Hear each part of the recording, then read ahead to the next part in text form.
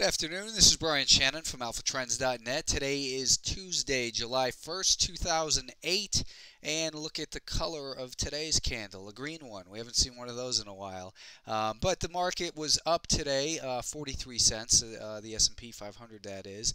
And we saw the market much lower earlier on. And it looks like maybe we've seen a short-term test of these lows. And perhaps we're going to see a little bit of a short squeeze rally from here. One thing that's definitely becoming very clear is that this 126 level is a heavily defended number so far on these little panic sell-offs. So we've seen some buyers come in here today. I don't think you can call anything changed as far as this trend goes, though.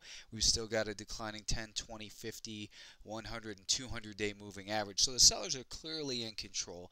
But, you know, we've seen a large sell-off here the last 2 weeks. We've got a holiday shortened week, and perhaps we're going to see a little bit of a bounce. I won't be here to see it, as I'll be heading on vacation tomorrow morning, or as the people overseas would say, I'll be on holiday for a week. So it's possible that I will do some updates with just static charts, as I am addicted to the market, and will have a laptop with me just in case I see anything that can help me pay for my vacation.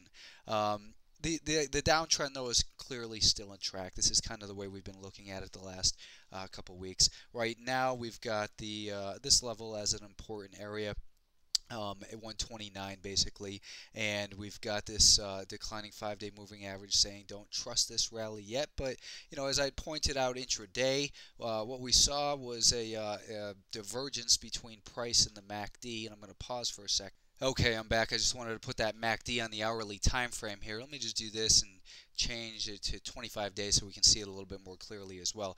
But what I'm talking about the MACD divergence is, this is the moving average convergence divergence oscillator. It's basically the distance between two different moving averages. And as the moving averages, the short-term moving average accelerates further away from the longer-term one, that spread between them opens up, and that's what we're measuring here. So on this sell-off, we had basically a faster rate of descent than what we saw right here, because the distance between those two moving averages was not as far apart. A lot of times when that happens, it means there's less emotion in the market as it makes this lower low, and when there's less emotion in the market, it often leads to a short-term turning point. I've got a video on the side that explains that, so take a look on my blog and take a look at that. So there's one possible little encouraging sign with the diverging MACD. But what I think is another potential scenario here is maybe tomorrow morning we run up towards that declining 5-day moving average in this prior high at 129, and then we back off a little bit and form a right shoulder. That would be a real nice bottoming scenario for the intermediate term, because then we would have that inverted head and shoulders pattern. We would reestablish the importance of this 129 level.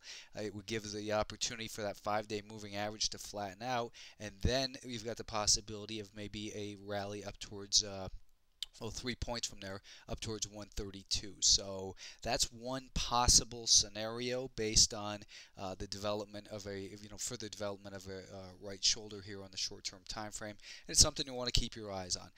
This level, though, obviously 129 is going to be the key level for the short term. I think that if the market can, again, rally up to it and then pull back and then rebuild some energy, flatten that 5-day moving average out, then perhaps we've got a chance for a little bit of a short squeeze rally into the holiday week. But the trend is clearly still lower. Only the most aggressive and disciplined traders ought to be involved in this market. It's still a big mess, and breaking below this level, then I think you're going to really see some panic. You're going to see that VIX explode and all the things that have been missing from this sell-off that would indicate a climactic bottom. The Russell 2000 also up on big volume here today. It was up a nickel, but obviously it traded much lower intraday, as we saw that the market gapped lower, sold off to a lower low, and then rallied up. Now it's still stuck below this prior level of support from earlier in the week and late last week. That is like Friday and Monday. So this market, realistically, the corresponding level that might be similar to 129 in the S&P 500 would be this level right here at about 70.25. But again, looking at this IWM, we're in a clear downtrend. There's nothing here that indicates anything more than very aggressive traders ought to be involved in this market. So that's 70 and 70 and a quarter, I think, is important. The market has some room to rally up to that 5-day moving average before that offers the potential for resistance. This Russell 2000, all these markets have gotten stretched to the downside, and when they get stretched this severely, oftentimes you see that rubber band snap back in the opposite direction, and it doesn't change the fact, though, that the path of least resistance is lower, and if you're going to play these bounces, you've got to be very quick and very disciplined. The financials, as I pointed out yesterday, continue to get hit hard. Nothing changed as far as the downtrend goes in here. We saw big volume. We saw the market reverse. It was up 12 cents, but there's nothing bullish looking again here on this daily or weekly time frame. The best thing you can say is it's just down so much it seems like it has to go higher, and that's hardly a bullish argument. The 30-minute time frame, maybe getting above this level here of $20.75 or so. That'll get that 5-day moving average to flatten out. Then perhaps there's a bounce only within this downtrend. And how high those rallies travel is anyone's guess. If you're going to trade them, you got to start out looking at the 1 and 2 minute time frames. Right here today, we had a good close right at the end of the day, right up at the highs of 2040, and a level that's it's now taken out the 2-day VWAP. The 1-day moving volume weighted moving average, we broke down hard in there, recaptured it, and then closed strong today. But as soon as you get beyond a 2-minute chart for 2 days, then it's looking bearish once again. So again, downtrend trend is definitely intact. No reason to be looking for anything more than a trade if you're looking for a bottom. The NASDAQ 100 also set up that divergence in between price. That is, the price made a lower low while the MACD made a higher low, diverging from each other, sending conflicting signals, indicating that perhaps we've exhausted the sellers in the short term, and it could continue higher. By the way, I recorded a live video today of a trade, a short side trade before the market turned. 2 trades actually, ESRX, and also got involved in the quid and took a loss in the QID.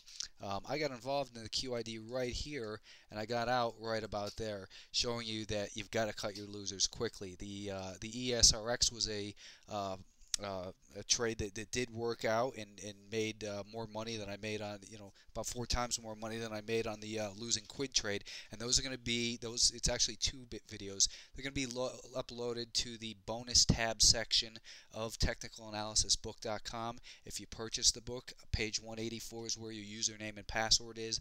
And by the way, that's a case, it should be in lowercase, even though the book shows it in uppercase. So the NASDAQ 100, the big level here in this market on the upside is going to be that $47 level. What we saw in here, though, was that the what I meant to actually show in here was the this head and shoulders on the IWM. The Russell 2000, we came pretty much down to the target of this in this head and shoulders pattern. If you remember, we're looking for about 68. We got down just a little bit lower than 68. So there's another piece of the puzzle that says maybe we're due for a little bit of a bounce. On the NASDAQ, though, big volume in here today, and we did see that this market cleared the low, made a lower low intraday.